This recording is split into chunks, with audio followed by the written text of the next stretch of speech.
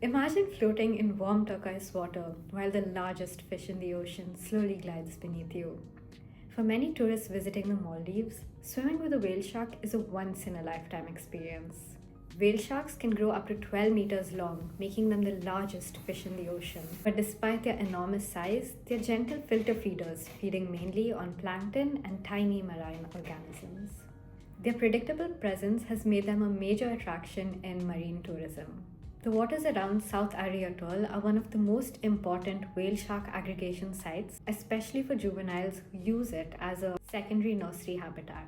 This map shows the South Ari Marine Protected Area, which extends along the reef edge where whale sharks are most commonly sighted. Its long narrow shape concentrates both sharks and tourism activities into the same space, increasing the likelihood of human and wildlife interactions. This diagram shows how whale sharks in this region spend a significant amount of time near the surface, often to recover and warm their bodies after deeper dives. This behavior makes them more vulnerable to both strikes and repeated human interactions. This consistent presence has allowed whale shark encounters to become a valuable tourism activity, contributing millions of dollars annually to the Maldivian tourism economy. In many wildlife tourism destinations, individual animals can become key drivers for visitor demand. But as demand for these experiences grow, an important question arises. Can whale shark tourism in the Maldives balance economic benefits with the conservation of the species it depends on? As whale shark tourism has expanded, so has the level of human activity around these animals. Tour operators regularly search for whale sharks so that tourists can enter the water and snorkel alongside them. While these encounters create memorable experiences, increasing tourism activity can place pressure on the marine ecosystem. During busy periods, large groups of tourists may enter the water around a single whale shark, causing disturbance, with them competing to approach the animal for photographs. This graph shows the number of people observed in the water per whale shark during different seasons in the South Ari Marine Protected Area. It highlights that during high season, more than 100 tourists can surround a single whale shark, demonstrating the intensity of tourism pressure in this area. Another major concern is boat traffic.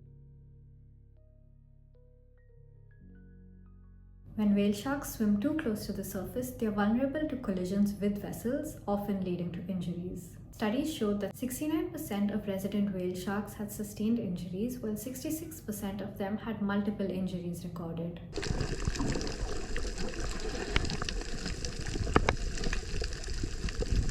Although whale sharks have wound healing abilities and can regenerate damaged tissue, repeated injuries still affect their long-term health. And when juvenile sharks get injured, they tend to stay closer to the surface, which often leads to further injury, delaying their progression to later life stages. For an industry that depends on these animals, this poses a clear sustainability challenge.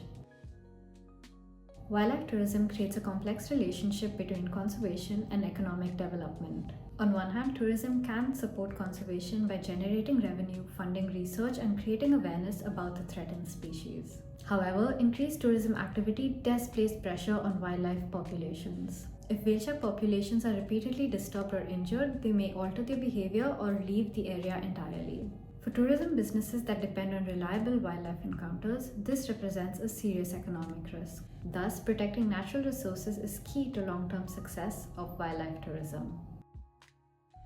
To address these challenges, researchers have highlighted the importance of managing whale shark and human interactions more sustainably. Management strategies include limiting the number of vessels and swimmers during encounters, maintaining safe viewing distances, and reducing boat speeds in whale shark habitats to minimize injury and disturbance. A management plan introduced in 2024 in South Ari Marine Protected Area also proposes measures that include mandatory propeller guards on all vessels, guide to visitor ratios, and stronger ranger monitoring to improve enforcement. However, tourism operators must adapt and recognize their responsibility in protecting the species their industry depends on. Whale shark tourism in the Maldives highlights both the opportunities and challenges of wildlife-based tourism. However, rising injury rates and increasing tourism pressure shows that these activities must be carefully managed. Ultimately, protecting whale sharks is not only an environmental priority, it's also essential for the long-term sustainability of the tourism industry that depends on them.